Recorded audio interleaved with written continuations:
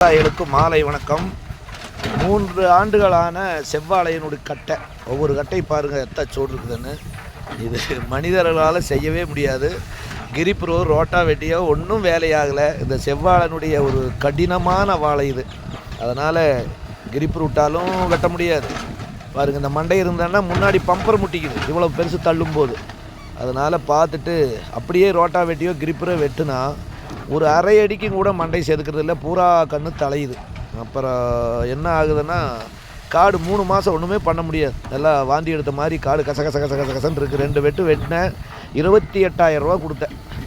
இப்போ அந்த 28,000த்தில் இந்த மாதிரி ஜேசி புட்டு தோண்டி வெளியே எடுத்து பாருங்கள், அங்கே ரொட்டேட் பெரிய டிஸ்க் மாதிரி அங்கே டிராக்டர் வெட்டிகிட்டு இருக்குது, பின்னாடியே வெட்டிட்டு வருது பாருங்கள். பக்கம் போய் காமிக்கிறேன்.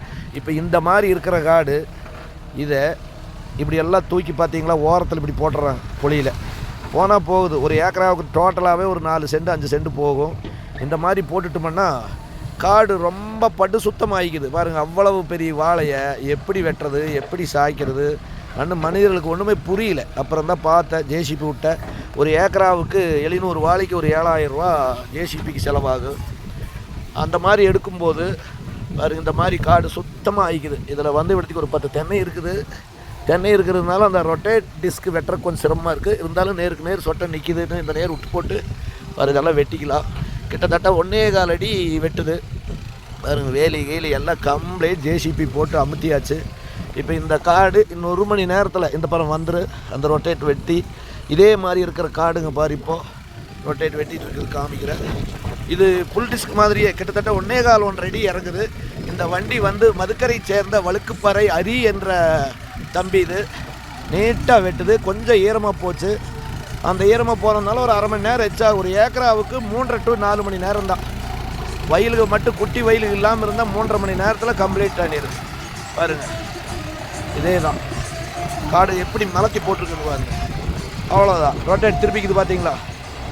திருப்பி போகும்போது மறுபடியும் அதே படிக்கல, மேடு வள்ளமே இருக்காது, ஒரே மாதிரி போய் பார்த்தீங்களா. 1.5 அடி சுத்தமாக ஆழம் அட்டகாசமாக இறங்குது.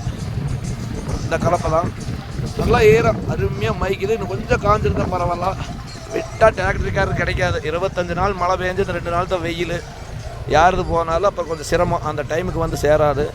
பாருங்கள் எப்படி மைக்குது, எவ்வளோ அழகாக ஒரு மை காட்டேன். 4 வருஷத்துக்கு ஒருக்க இந்த மாதிரி மகிச்சிட்டோம்னா எவ்வளோ ஜோராக இருக்குது. ஈரம் இல்லாமல் இருந்தால் இன்னுமே புல்லாக இறங்கு பார்த்தீங்களா.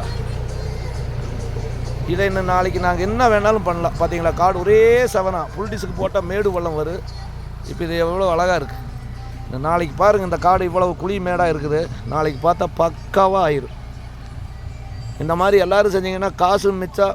காடு ஒரு கிட்டத்தட்ட இந்த மாதிரி மைக்கிறதுனால ஒரு சனப்பை விதைச்ச மாதிரியே இல்லை, ஒரு 10 பொட்டி குப்பன் கொட்டின மாதிரியே ஒரு சத்து கிடைக்குமாங்கிற மாதிரி சொல்லியிருக்காங்க. சரி, அது என்னங்கிறது தெரியல. நல்லா ஒரு முளத்துக்கு காடு மகிழ்ச்ச மாதிரி ஆகிக்குது. கிட்டத்தட்ட 3.5 மணி நேரம் அல்லது 4 மணி நேரம் ஆகும் இந்த வண்டிக்கு.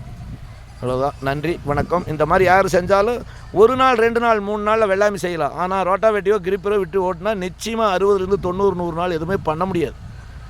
அதுக்காக இந்த மாதிரி நாங்கள் செய்கிறோம். நன்றி, வணக்கம்.